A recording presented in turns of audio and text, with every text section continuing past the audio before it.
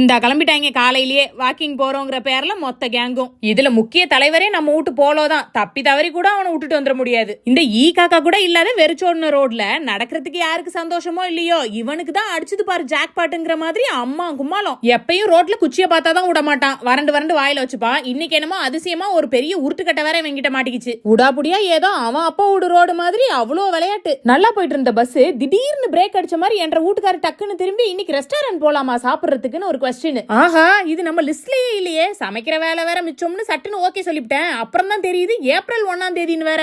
எங்க நான் பெத்ததுங்க காலையில இருந்து என்ன ஏப்ரல் ஃபுல்னு பண்ற மாதிரி வீட்டுக்காரும் பண்ணிடுவாரோன்னு கொஞ்சம் பயந்தேன். ஆனா மனுஷன் அப்படியெல்லாம் எதுவும் யோசிக்காம நிஜமாவே கூட்டு போயிட்டாப்ல.